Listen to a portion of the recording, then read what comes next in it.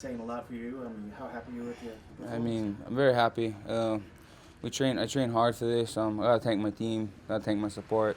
I stayed in Hawaii a lot this camp. With Max Holloway, my boy Maki Pitolo helped me out tremendously in this camp. And it's. I mean, you see, proof is in the pudding.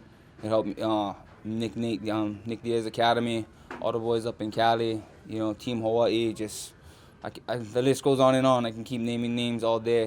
Just thank you. Can't even. It's what it is. Yeah, you can see a little bit of the Diaz. It looked like the hands came out for a couple slaps. I'm like, man, let's go. I'm here. 170 was a great move for me, and I'm here to stay. Let's talk about that kick that did the finish. Was that something you've been working on? Is that something that you maybe scouted before? Or is that something new in this camp that you were? I mean, for the most part, I've always been a versatile fighter. I'm able to switch stances, and I train with a good group of guys. Like I said, I can name them all, and I feel I'm well-rounded, and this 35-pound cut to 155 wasn't letting me perform in optimal, and I wanted to show UFC, wanted to show my supporters that I am a well-rounded fighter, and I am a contender, and I'm here.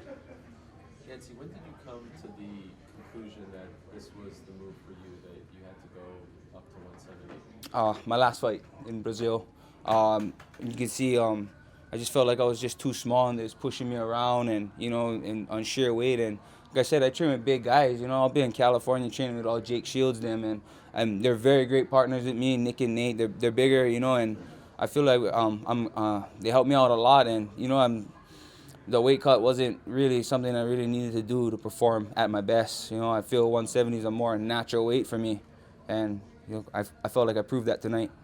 And considering that and the early weigh-in, did you feel like you were... Oh, the early weigh-in helped out tremendously. I mean, no dehydration, and that was a big help. And yeah, that was huge. The early weigh-ins, Hawaiians like to eat, so. I believe you were involved in the incident, which obviously CB Dalloway pulled out the fight in the elevator. Yes.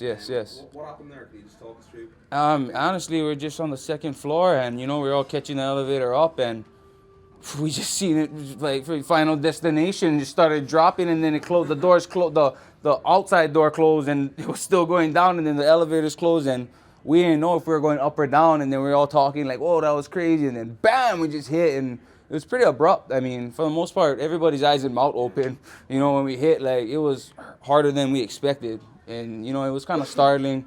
Well, there's a bunch of men in there, so you couldn't be acting like a girl. You know what I mean? You gotta soak it up a little, man up and, laugh it out. No screams? No screams, fortunately. Deep down, were you freaking out?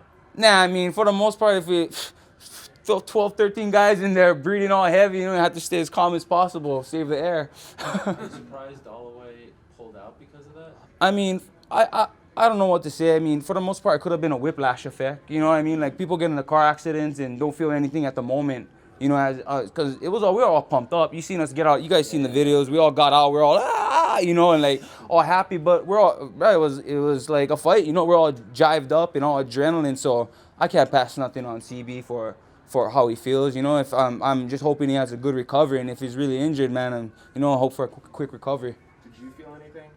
Not for me. Most of the part, I didn't feel anything. I was like, I heard about the CB incident. I'm like, trying to check my back. Hopefully, I didn't get a placebo put in me. I'm like, okay, I'm good. Let's go take a walk around the town. It was all adrenaline down, and I was like, okay, I'm all right. And UFC was really thorough on checking on the safety of the fighters afterwards. Joe Silva, all the Reed, them called us all up and asked us to come upstairs and make a statement, and they were really concerned about us. And throughout the night, they just kept calling and, making sure we were safe, asked us if we wanted to move to another hotel and, compensate for then. I was like, I'm all good, man. I'm just going to stay away from them elevators. I took the stairs. Oh, hell yeah, I took the stairs after that. What floor are you on? I was on the 6th. Okay. So, I mean, I think if we went any higher, I think we seriously could have all of us could have got injured. I mean, we didn't, like I said, the doors closed and the inside, and we didn't know we were going up or down, and we just heard the thump. So, and felt the thump. So there was an incident earlier in the day where a UFC employee got multiple. Then I think his name's Roger. He got stuck in there for like 45 minutes. And then he was really upset because nobody from the hotel was there. And like I think Brad Tavares and manager Ali, he seen it from the outside, just dropping. He went to go tell the hotel, and they're all just all tripping like what, like like he's like, the elevator fell, and we were in there for about 15 minutes, all of us. Unfortunately, we had all your favorite Justin Buckles, them, and everybody just keeping each other happy and jived up and trying to make this serious moment more uplifting and happy, So that was pretty. We got out and we were all festive about it instead of being all distraught.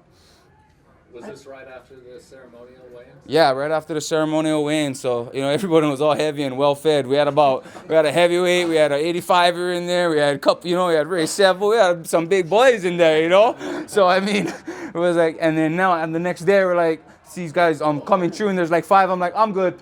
You guys go, I'll take the next ride up. So, yeah. And Yancy, I had heard different height differences. Did you guys get on? I mean, how far did it actually fall? Did you get on like the 3rd floor and you come out in the basement? I got on the 2nd floor. We got on the 2nd floor, and right when we were in, like, we were just messing around, and one of the guys pushed my boy. He's like, oh, and he turned around and just see it drop. Like, it feels like an inch. It feels like an inch further final destination action. He would have lost his arm. He was like, he was like tripping out on that. So it was like I said, we were all cool about it, but after thinking about it was like, bro, we could have seriously got injured. So I mean, it all settled in afterwards, and just thankful that no one got seriously hurt. Thank you very much. Yeah. Appreciate it. Thanks, man.